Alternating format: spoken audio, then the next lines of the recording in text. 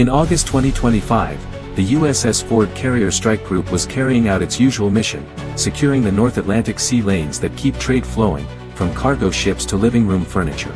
But what started as another calm patrol would soon turn into the most intense submarine chase since the Cold War. Without the Americans knowing, Russia's Northern Fleet had issued new orders: get close, gather intel, and test the US Navy's response. But Moscow was about to discover that picking a fight in the Atlantic is about as smart as telling your wife she looks tired, something you regret instantly.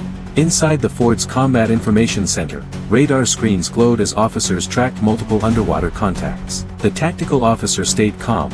After all, four Arleigh Burke destroyers surrounded them, each loaded with enough torpedoes and rockets to turn any sub into an artificial reef. The Russians were closing fast. At their current speed, they'd be within torpedo range in under an hour. Their weapons could cross that gap in 6 minutes, but the American destroyers had ASROC rockets that could hit back in just 90 seconds. The math wasn't in Moscow's favor. At 15:03, the admiral requested an assessment. The answer was clear: the Russian subs were on course to begin intelligence collection within 40 minutes. The logical call was general quarters, but the admiral just smirked. Let's see how badly they want to embarrass themselves first.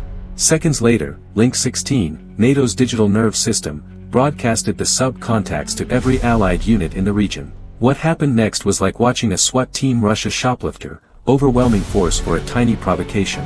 A British Type 23 frigate broke off training drills 50 miles north and went full speed south. 8 P-8 Poseidon aircraft launched from Scotland, Norway, and Iceland, each one a $130 million sub-hunter that could hear a crab sneeze 500 meters down. Meanwhile, a Virginia-class submarine shadowing the Russians for days finally got the order: make them know you're here. By 15:15, the situation went from tense to hilarious. The Russians tried a classic trick. One sub rose to 200 meters, making deliberate noise, while two others went deep, hoping to sneak in unnoticed. That was a good move in 1943. But in 2025, NATO sensors could separate a decoy from a real sub like they could tell a sports car from a shopping cart with a bad wheel. This wasn't just aggressive posturing. The Russians were attempting a coordinated intel grab, recording the Ford's acoustic signature, mapping escort patterns, logging radar emissions, everything you'd want if you planned to fight the US Navy someday. But they were walking into an acoustic ambush.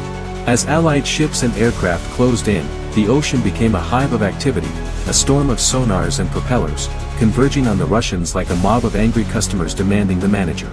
At 15:20, the first P-8 Poseidon arrived overhead. The Russians were about to get an education in NATO anti-submarine warfare. The P-8, a converted Boeing 737, traded passengers for torpedoes and sensors, a flying beast built to stalk the deep. Each aircraft began dropping sonobuoys in what's called a boxing pattern, floating microphones that listen for anything moving below. Each buoy costs more than a Russian officer makes in a year, and NATO was throwing them out like party confetti. Then came the noise, active sonar pings at 140 decibels, louder than a gunshot. Inside the Russian subs, it felt like being locked in a metal drum while someone pounded on the outside non-stop. Sonar crews ripped off their headsets. The stealth game was over.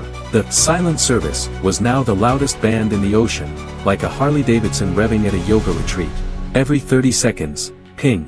No rest, no escape, just relentless noise. While the Russians sweated in their steel coffins, the P-8 crews rotated shifts, ate hot meals, and used real bathrooms.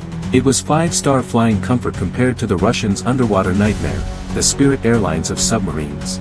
Then the Arleigh Burke destroyers joined the party. Their hull-mounted sonar arrays pumped out acoustic waves so powerful that nearby fish practically fainted. The Atlantic turned into a massive sound chamber, every echo bouncing back like an underwater thunderclap. The US Navy then began simulated attack dives, Poseidons dropping from 25,000 feet as if they were about to strike. The exhausted Russian crews never knew if it was fake or real. Every dive triggered panic maneuvers, crash dives, ballast blows, sharp turns. It was psychological warfare, like playing that hand-slap game where you flinch every time. Finally, the Kazan-class sub tried to sprint away at 30 knots. It's okay, 650V reactor churning out 43,000 horsepower, but the noise it made was like a washing machine full of wrenches echoing through the sea.